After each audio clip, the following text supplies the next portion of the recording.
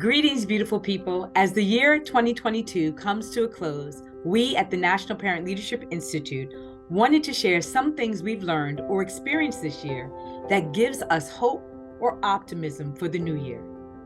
I've learned that even when the democracy we aspire for and our republic is threatened, we, the people of this nation, respond with the power of our vote and civic actions that yields diverse democracy representation across age, race, culture, gender, sexual orientation, faith, and political party affiliation.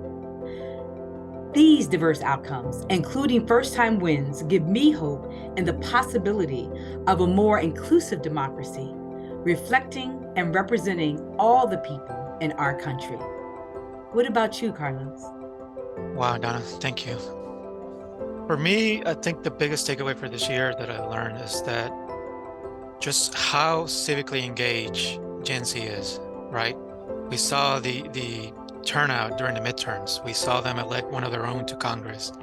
And just yesterday, I learned about the youngest Black mayor ever in U.S. history elected in Arkansas.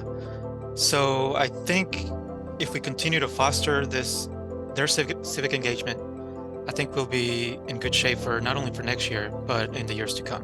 What about you, Milvet? This year, I learned that even in the midst of a very busy, complicated, and even in trying times, joy can still be found. Sometimes it's in the most unexpected places.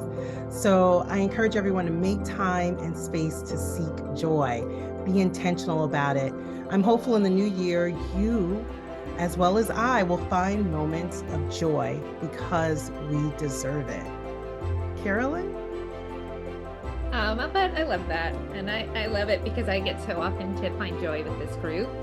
For me, I'm finding that I am having hope as we come to the end of this year and entering the new year, and sometimes that feels radical. And not surprisingly, it's similar to what other folks have said. For me, it's these moments and actions of freedom and democracy that are continuing to really embrace different perspectives across our country and lift people up into positions of power across those differences, reuniting families and pushing democracy forward. So I am excited about that. Zulema, I'd love to hear your thoughts.